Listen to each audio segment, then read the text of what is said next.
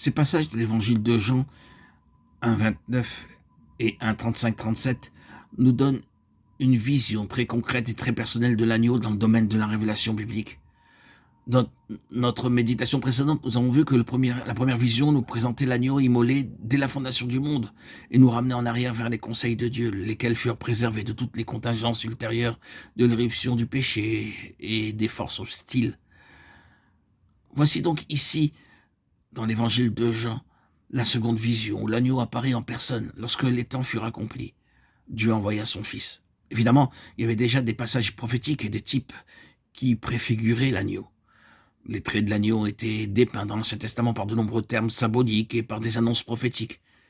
Mais dans l'évangile de Jean, il s'agit d'une seconde manifestation de sa personne, soulignée par la répétition de la préposition « voici ».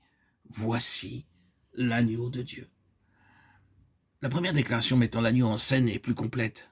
L'agneau de Dieu qui ôte le péché du monde. Il semble que cette parole ait été prononcée en public. En ce temps-là, les foules venaient au Jourdain pour se faire baptiser par Jean, lequel fit ouvertement et en présence de tous cette déclaration de grande envergure. Voici l'agneau de Dieu qui ôte le péché du monde.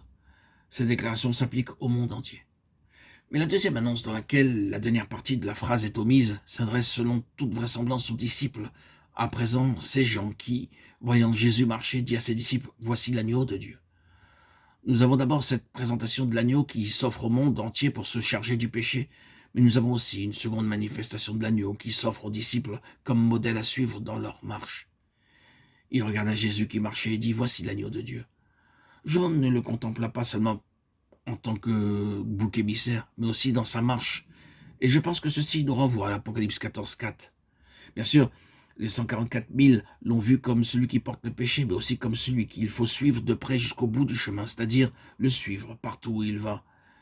Quoique nous puissions nous réjouir du premier regard et tressaillir d'allégresse en contemplant le Seigneur comme celui qui a porté notre péché, j'espère que l'on pourra aussi dire de nous tous que nous le contemplons comme Jean l'a contemplé le deuxième jour. Il y a eu un premier jour dans notre expérience avec l'agneau, il y a eu un premier regard, mais il y a un deuxième jour et un lendemain pour contempler l'agneau, avant tout dans la perspective d'observer sa marche, pour ensuite lui emboîter le pas. Les 144 000 dont nous avons parlé font partie de ceux qui ont suivi ces deux démarches, Apocalypse 14,4. Voici l'agneau de Dieu. Rappelons-nous les paroles qu'Abraham adressa à Isaac. Dieu se pourvoira lui-même de l'agneau pour l'Holocauste, Genèse 22,8. L'agneau de Dieu, il est l'agneau de Dieu avant d'être le nôtre. Il appartient à Dieu avant d'appartenir à qui que ce soit. Dieu avait besoin d'un agneau, car dans la personne de son Fils, pour cette vocation grandiose, cette mission, ce sacerdoce confié à l'agneau, l'objectif principal consistant à faire valoir les droits de Dieu était atteint. Dieu a des droits, et ces droits conçus de toute éternité visent à façonner l'homme, le monde, la création et l'univers comme Dieu l'entendait, sachant que tout appartient à Dieu et que tout vient de Dieu et que tout a été conçu dans le cœur même de Dieu.